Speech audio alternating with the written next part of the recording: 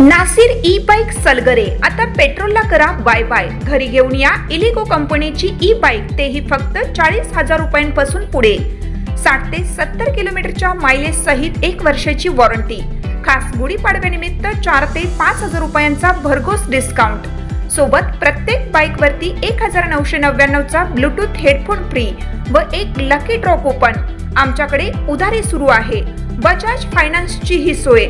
आमचा पत्ता Nasir electronics, mobile shoppy, computer, furniture, e bike, भांडी सेंटर, सलगर।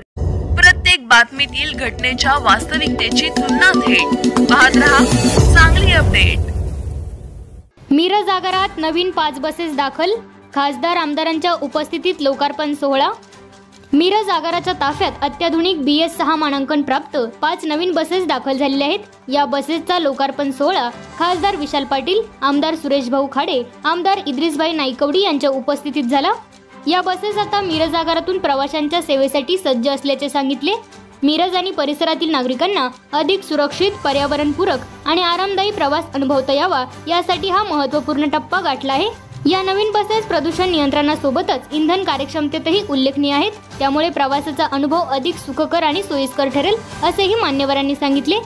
यावेळी खासदार विशाल पाटील, माजी पालकमंत्री आमदार डॉक्टर सुरेश भाऊ खाडे, आमदार इद्रिसभाई नाईकवडी तसेच आगार व्यवस्थापक व कर्मचारी तसेच प्रवासी कार्यकर्ते मोठ्या संख्येने उपस्थित होते।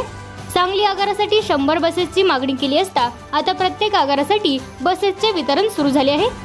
असणाऱ्या गाड्या ह्याची काय मागणी केली आहे काय? नाही, एसीच्या गाड्या ज्यावेळी इलेक्ट्रिक गाड्या येतील, इलेक्ट्रिक गाड्या येतील त्यावेळी त्या एसी येतील, पण डिझेलच्या गाड्यांचे एसी करता येत नसतात।